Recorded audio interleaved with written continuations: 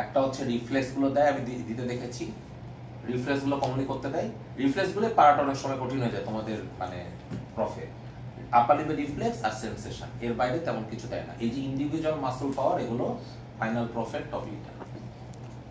এই যে এগুলার মুভমেন্ট, এগুলো ফাইনাল প্রফের টপিক না, জাস্ট শেখানোর জন্য, কারণ তোমাদের তো সবই শেখা উচিত। দেয় কি দেয় না সেটা পরে। স্যার রিফ্লেক্সটা আরেকবার একটু দেখাবেন।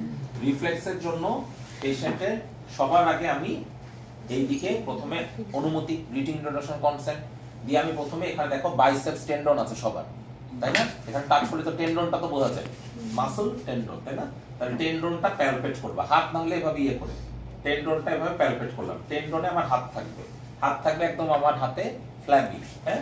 তারপর আমি এই জায়গায় বাড়ি মারবো, আবার আঙ্গুলের ইয়ের উপরে, নখের উপরে, ওকে, নেলের উপরে স্ট্রাইক করতে হবে, টেন্ডনের উপর এই আঙ্গুলটা রেখে।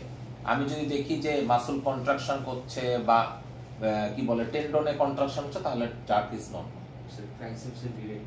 ওকে, হ্যাঁ, ট্রাইসেপসে ডিরেক্ট হাত এরকম করে ধরে রেখে, ধরে নিচে বালিশ আছে, ট্রাইসেপস তো এই জায়গাটা, এটা প্যালপেট করে এইটা দিয়ে বাড়ি মারবা। বাইসেপস এটা, ট্রাইসেপস এটা দিয়ে এভাবে দিয়ে জাস্ট এরকম। সিমিলারলি এটা এভাবে প্যালপেট করে হাত একদম ফ্লেক্সড, ধরো বালিশে আছে এই যে এরকম, হ্যাঁ, এরকম, ওকে, বা এরকম, ওকে।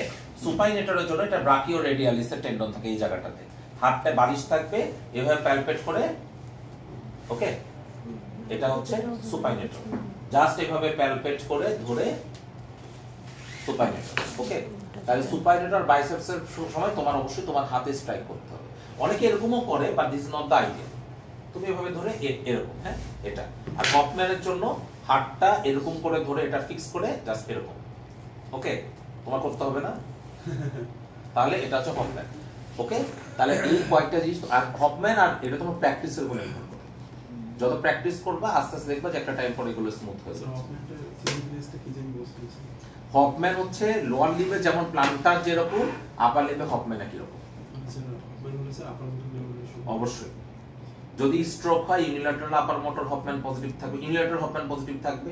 সার্ভাইকাল মাইলোপ্যাথি নামে একটা কন্ডিশন আছে না, একদম সার্ভাইকাল রিজনে স্পাইনাল কর্ডকে কম্প্রেশন করে, তখন পেশেন্টের বাইল্যাটারাল হফম্যান পজিটিভ থাকে, ওই কন্ডিশন কমনলি, ওকে। যেই সকল কন্ডিশন আপার লিম্বে আপার মোটর হতে পারে, সবগুলোতে হফম্যান পজিটিভ থাকে, সবগুলোতে। আপার লিম্বে যেটা আপার মোটর।